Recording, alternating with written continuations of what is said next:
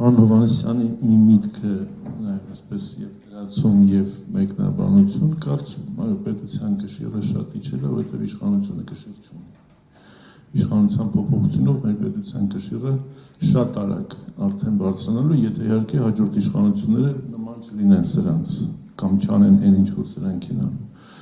Բայց սրանց այս 7 տարիների գործողությունները ամբողջ համաշխարհային քաղաքականության մոտ բերել է մի հստակ պատկերացում, որ սրանք օրթապաշտ եւ սեփական շահերից փախչող քաղաքական ուժ են, իսկ Հայաստանի Հանրապետության պետականության գոյությունը զուտ պայմանավորված է այն բանը, որ Հարավային Կովկասում դեռևս պայքարը գերտերությունների չի ավարտվել։ Ու իներցիայի ուժով Հայաստանի Հանրապետությունը գոյություն ունի։ Արցախը կորցնելուց հետո, Արցախը փոկելուց հետո բնականաբար Հայաստանի անվտանգային միջավայրը շատ ու շատ թուլացել է, նոր անվտանգային միջավայրի ճարտարապետությունը սրանք եւ սրանց օրոք հնարավոր չի լինելու, որովհետեւ իրանք ոչ մի ձև չեն պատկերացնում, եթե պատկերացնեն մինչեւ այսօր գրած կլիներ Հայաստանի Հանրապետության անվտանգության հայեցակարգ։ 20 թվականին են վերջին անգամ հայեցակարգ գրել ամռանը, որը բավականին քննադատվեց, բայց նույնիսկ այդ քննադատված հայեցակարգը ելի ինչ որ արժեք ուներ։ Այսօր չկա հայեցակարգ։ 5 տարի Հայաստանի Հանրապետության անվտանգության հայեցակարգ չունի։ Հետևաբար, եւ իրանք չեն էլ պատրաստվում, չեն էլ հասկանում ու չգիտեն էլ թե ինչ գրեն մեջ։ Ով է Հայաստանի հավանական հակառակորդը, զինված ուժերի առջև դրված խնդիրները որոնք են լինելու, ումից պետք է պաշտպանվի եւ պետք է պաշտպանվի, որոնք են ահաբեկչական սպառնալիքները, որոնք են կիբերսպառնալիքները, որոնք են այս սահմանային անվտանգության խնդիրները։ Սրանք պարզ սերժանտի մակարդակով ինչ որ բաներ պատկերացնում են, իսկ լեյտենանտի չէ, սերժանտի մակարդակով անվտանգություն են պատկերացնում, իսկ դիվանագիտական մասի անվտանգության դիվանագիտական բաղադրիչի մասին ընդհանրապես չեմ խոսում, Վահան Կարապետյանը շատ ավելի լավ կներկայացնի այդ հատվածը, պաշտպանական եւ անվտանգային առումով բավական մեծ աշխատանք կանելու եւ այդ աշխատանքը պետք է անել կարճաժամկետում։ Երկարաժամկետի համար դժվար է հիմա ասել, ասենք երկարաժամկետի նկատի ունենք 5-ից 10 տարի, հա, կարճաժամկետ մինչեւ 5 տարի, այսինքն մինչեւ հաջորդ ցիկլի ավարտը քաղաքական։ Նախ մեզ պետք է շատ արագ հանրային համախմբում, մեզ պետք է շատ արագ հասկանալ, որ պետության պաշտպանունակությունը, այն ինչ որ Նիկոլը վերջերս էլի տգիտությունի ցույց դնելով ասում է, որ մենք պետք է մարդունակ բառը փոխենք պաշտպանունակ բառի, առանց հասկանալու, որ մարդունակը վերաբերում է բանակին, պաշտպանունակը վերաբերում է պետությանը։ Երկու տարբեր բաներ։ Ընդհանրապես իրար հետ անհամեմատելի բաներ է, բայց ասում եմ մեկը մյուսով ուզում է փոխարինել։ Այսինքն այս աստիճան, իսկ սերժանտը տենց սխալ չէր անի, ես ներողություն եմ խնդրում բոլոր սերժանտներից։ Ու այս պատկերացումով բնականաբար իրանց մոտ ոչինչ չի ստացվելու, մեզ անհրաժեշտ է նախ ամբողջությամբ վերանայել, վերափոխել, վերաիմաստավորել զինված ուժերի առջև դրված խնդիրները, նրանց արդեն նախապատրաստել պաշտպանական նոր որակի, որը վերաբերում է առաջներթին կիբեր անվտանգության ոլորտում պաշտպանական հնարավորություններ, բոլոր տիպի կադրային ռեսուրսների եւ ունեցած հմտությունների համատեղման նոր տակտիկա եւ մարտավարություն, օպերատիվ բանակի օպերատիվ կառավարման նոր համակարգի ներդրում, այդ սպառազինությունը, որ ստեղից նեղից բերում են, նախ պետք է հասկանալ այդ սպառազինության էֆեկտիվությունը եւ իր պաշտպանունակությունը, նրա համադրելիությունը տարածաշրջանի մնացած բոլոր մեզ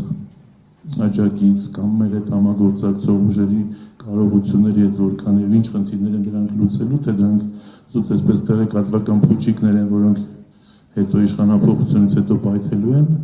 այսինքն հսկայական աշխատանք կանելու եւ դա կարճաժամկետում։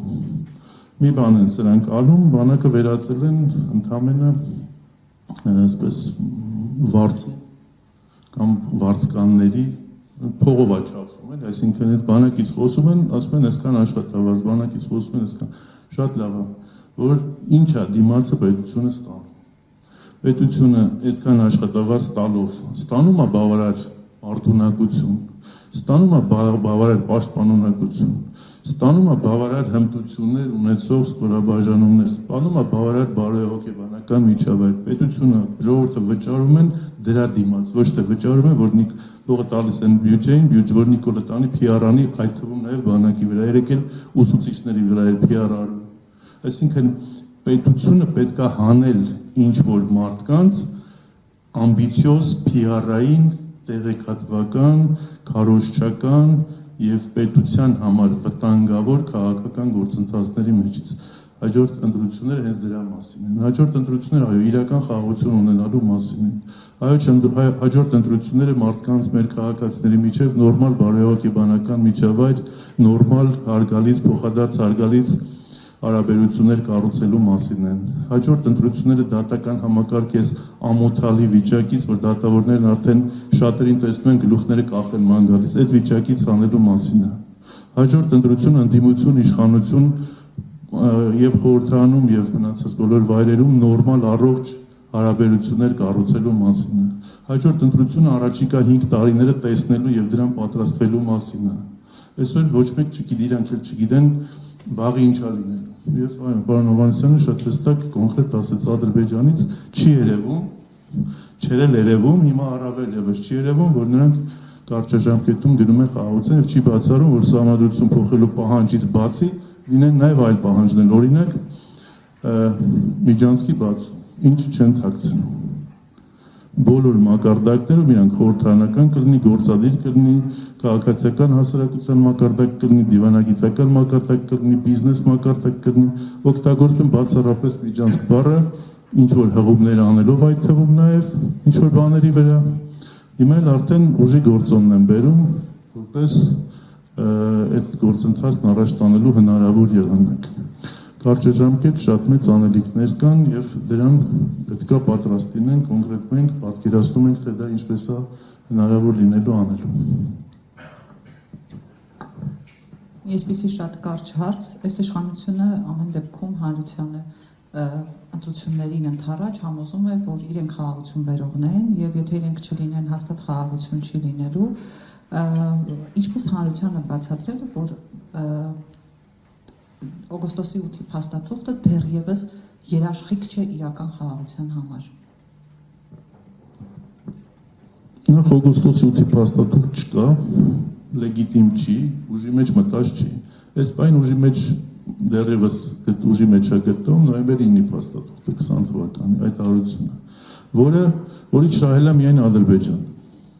Ուրիշ ոչ, մյուս երկու կողմերը դրանից չգիտեմ ինչ են շահել, Հայաստանը հաստատ չի շահել, Ռուսաստանը չգիտեմ ինչ է շահել, բայց Ադրբեջանը ամբողջությամբ շահել է, մնացած շարունակությունն էլ Ադրբեջանը այն որտեղ որ չի շահել, այդ 9-րդ կետում, այդ 9-րդ կետի խնդիրն էլ լուծել է օգոստոսի 8-ի միջոցով։ Հիմա ինչ է շահել Հայաստան, խաղաղություն, սուտ է, թե խաղաղություն չկա։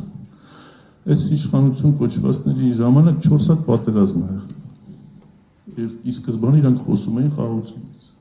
Իրանք երբեք պատերազմից չեն խոսել, իրանք միշտ խոսել են խաղաղությունից եւ այդ ընթացքում եղել է 4 հատ պատերազմ։ Հիմա էլ են խոսում խաղաղությունից էլիա լինելու, եթե իրանք հաջորդ տարի հնարավորություն ունենան շարունակել եւս մի ցիկլ իշխանավարել։ Դրանում կասկած չկա։ Իրանք պաշտպանության նախարարը 4 հատ պաշտպանության նախարար են ունեցել, 4-ն էլ տարածք են հանձնել։ 4-ն էլ խոսում են բանակի բարեփոխումից, չգիտեմ ուժեղանալ, ավելի մարտունակ կլնել, ավելի ուժեղ կլնել, ավելի, չգիտեմ, համեմատում էին նախկին բանակը ինչքան վատն էր, իրանք ինչքան լավն են, բայց տարածքները որ կորում են։ Պաշտպանական կարողությունները, որ չեզոքանում են, զրոանում են, այսինքն սրանք փաստեր են, սրանց հետ չի կարելի վիճել, քննարկել, ինչ քննարկես փաստ է։ Եվ այդ փաստերի հետ կռիվ տալու փոխարեն ուղղակի մեր հասարակությունը պետք է համախմբվի եւ հասկանա, որ խաղաղություն ունի գին։ Եվ այդ գինը նաև այս իշխանափոխությունն է։ Խաղաղության գինը իշխանափոխությունն է։ Մեր ժողովուրդը, նույնիսկ նրանք, ովքեր շատ սիրում են Նիկոլին, խնդրեմ, թող էլի շարունակեն սիրել, թող էլի շարունակեն գովել, բայց իշխանափոխությունը մեր պետության շատ ու շատ խնդիրներ, այդ թվում նաև կայուն խաղաղության հարցի լուծումն է։ Ինչու՞, որովհետև նորից անդրադառնամ առաջին մասովի խոսքին, որ ամենասկզբից այս իշխանությունը չունի այլևս որևէ ռեսուրս միջազգային անընդհատ փոփոխվող զարգացումների մեջ սեփական շահերի հետևից գնալու կարողություն։ Իրանք քննարկվում են Հայաստանի մասին խնդիրները քննարկվում են առանց Հայաստանի։ Հայաստանին հրավիրում է միայն այնտեղ, որտեղ ստորագրելու բան։ Մնացած բոլոր խնդիրները քննարկվում։ Լսեք բոլոր միջազգային վերլուծաբաններին, միջազգային այսպես ռեգիոնալ եւ համաշխարհային քաղաքականության մասին ակտիվ գրող եւ խոսող տարբեր աղբյուրներ, հայտնի վերլուծական կենտրոններ ինչ են գրում Հայաստանի մասին։ Ինչ որ գրում են ամբողջ կոնտեքստը, ողբերգությունը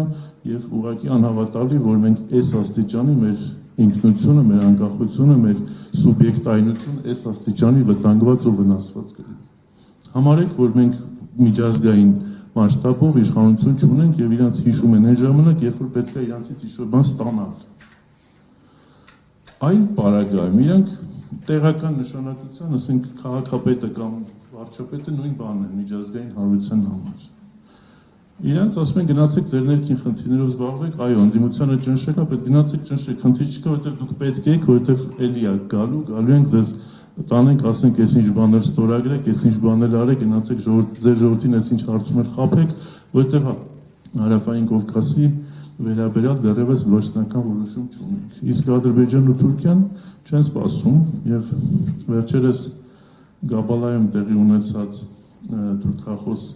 թուրքական պետությունների կազմակերպության հերթական նիստի դեկլարացիայի մեջ էլ հստակ գրած էր իրանց նպատակները։ Այդ նպատակները չէին էլ թաքցել 7 պետությունն է տակը ստորագրել։ Մեկ չգրած Զանգեզուրի միջանցք։ Մեկ չգրած իրանց նպատակները հստակ ասում են, որ ամեն ինչի շահում է միայն Թուրքիան, թիվ 1 շահառուն Թուրքիան է։ Միջին միջանցքի իրագործման խնդիր կա։ Ռուսաստանի համար միջանցքն ու հյուսիս-հարավը համադրելի են, երկուսն էլ կարան գոյություն ունենան, խնդիր չի, որովհետև Հայաստանի իշխանություններին, այս իշխանություններին վստահելու հարց չունեն, վստահելու ռեսուրս չունեն, իմաստ չեն տեսնում, ինչքանով որ ես եմ հասկանում։ Միացյալ Նահանգներին առիթ է ևս մեկ անգամ խաղաղության դրոշակ պտտել, թափարել, առիթ է ևս մեկ անգամ Իրանի հյուսիսային սահմանների նկատմամբ վերահսկողության բանալի ունենալ, առիթ է ևս մեկ անգամ Թուրքիայի նկատմամբ վերահսկողության բանալի ունենալ, առիթ է Հարավային Կովկասը ևս ռուսական ազդեցության տիրույթից դուրս հանել։ Ինչու չօգտվեն։ Եվ բրավո, բոլորին պետք է ծափահարել, բոլոր այդ երկրներին, որոնք շատ փայլուն կերպով օգտվում են իրանց համար ստեղծված հնարավորություններից։ Միակ ուժողը եւ միակ այսպես բոլոր ռեսուրսները կորցնողը, կորցրածը եւ ապագայում էլ այդ ճանապարհով գնացողը Հայաստանի Հանրապետությունն է։ Ես կարծում եմ, որ գոնե շատ լավ կլինի, որ միջև ընտրություններ փոխվի իրավիճակը, բայց գոնե ընտրությունները այդ վերջին հանգրվանը լինի, որ դրանով հնարավոր լինի կանացնել այս խայտառակ ընթացքը։